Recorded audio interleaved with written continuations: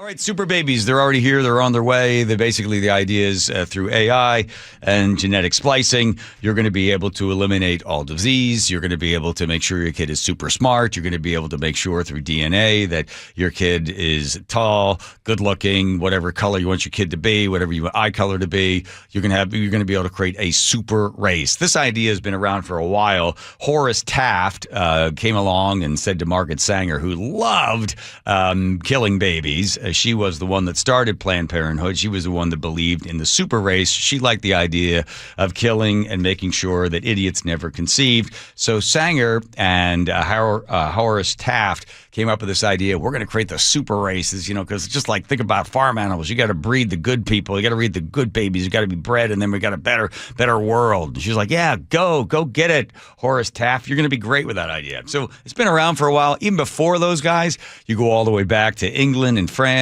where we want the king and the queen. They're going to be, they've got superior genes. So let's get the queen to be married to the king and blah, blah, blah. So they've always tried to do this. Society's always tried to have like the best of the best of the best, and everybody else is a bunch of losers. Selective breeding. Yeah, selective breeding. So this is where the gene editing stuff comes into play.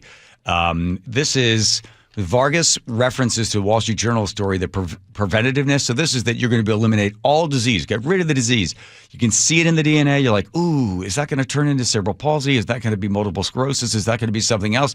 Or you just you'd reach in there and move that out. You may have heard the practice referred to as building designer babies. It's illegal here in the United States. But a new Wall Street Journal report alleges that there is an American company trying to do just that by going overseas. The report claims the Silicon Valley startup called Preventive is working toward genetically engineering its first human baby and may experiment in another country where that's legal. It is worth noting that Preventive denies the Wall Street Journal report and says it's only focusing on preclinical research. That's how it starts. What's your best cut in here, Joe, that thinks sort of sums it all up of all the many that you spent all this time putting in place? I could bounce off of. Well, I think the second cut right there, it makes a good point. This is Metzler supporting the goal. He says, human biology is extremely complex. We don't really understand it all that well. It sounds great if you're thinking of the human genetics are like computer code and there's a virus or a little bug and we're going to go fix it.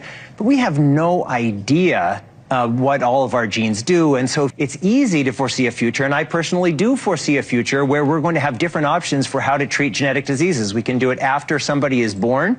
We can do fetal surgery, and in some limited number of cases in the future, we will be able to edit the pre-implanted embryos and change a life that would have been 5 painful years and an early death to 90 years and a fulfilling life. The issue is that we're not there yet. That's not an issue. Progress takes steps, right? You try it and you fail and you try something else. Yeah, you're not there yet, but they're going to keep doing it. I guess the problem, if he was able to continue, was they're not there yet. And in between, what are the mistakes? Those are human lives that are somehow messed up because of this kind of thing. And then you're like, well, that one didn't work, so we get rid of that one. That's his speculation, is that the mistakes they're going to make along the way make it unethical right now. But how do you get to there from now without making any of those mistakes? Because then you get into the people that are saying, well, embryos, that's a human life. Yes, it's frozen, so then that is a life if you're letting the embryos die or the freezer breaks and they go to room temperature, that's a human life.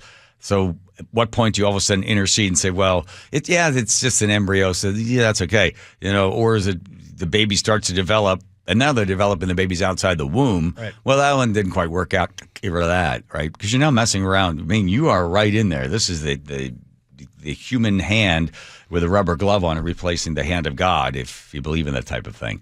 The problem being, if you look at this thing 5, 10, 15 years from now, then you're going to have, the super rich are creating super babies, right? That's the same thing happens right now. You're going to, we want to hurry up and get our friend of mine knows some people that live in New York City and their baby's just been born and already they're advocating to get their kid into this kindergarten. They're like, all the rich kids send a kid. Okay, because, if my kid doesn't go to that school and then this graduate doesn't graduate from this place and doesn't graduate from Harvard, they're not going to have the success that is needed, because it's the standing up in the stadium theory.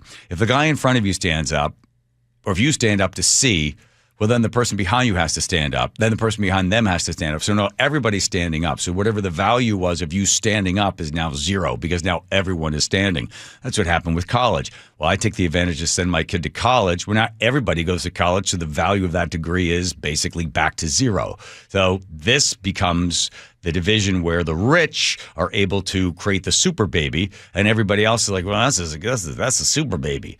Well, then you'd say, does the government get involved and try to level that playing field? Now the government's going to like, well, a certain portion of the money is going to be going to, this community or that community, so they too can make super babies. Yeah, and I think that the preventative, like preventing, long-term illness in a child, I think that will at some point become pretty uncontroversial. As IVF is now, It's essentially doing the same thing. It's I'm going to pick the eye color, the aesthetic appearance, the intelligence thing too. But again, will we get to a point where you can actually quantify intelligence in an embryo and somehow say, I want to dial this up? That's where people are really going to be split ethically. Right. And then the other part, say with the baby and the disease, well, if you have the money, then you're going to be able to eradicate this disease. And then you could have people going, well, you know what?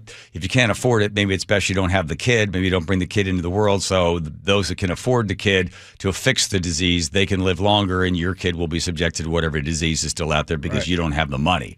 Then, pour more money into it. I think it would be probably better off as we all take care of each other here with money spent rather than, trying to fix something even prior to the beginning of the conception. But this is not going to stop. The genie and the bottle are all out, and they're heading over to, where are they going? Over to UAE, and you could go over to Saudi Arabia, and you could be able to over there in those countries. China's probably doing it right now. There's these weird rules in place, international rules that you're not allowed to do this sort of stuff. You're not allowed to experiment with human embryos. But who's following up on it? Nobody. And China's doing it as well because they realize, hey, let's just create a super gene. If we can make a really, really smart kid, then we'll try to breed those two smart kids together. They'll be super duper smart, and the rest of Americans will be sitting there like TikTok, watching somebody do a cinnamon challenge. Oh yeah. By the morons. All right. Any questions, comments, concerns? If you could, if it was affordable and you could have a child and prevent them from having any. What's affordable? I mean, it wasn't. It was just, for instance.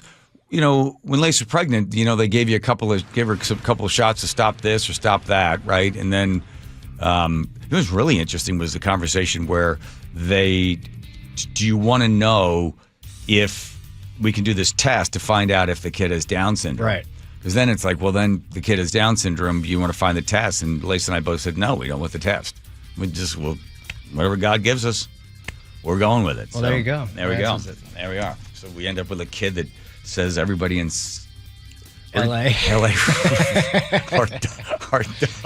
are dumb.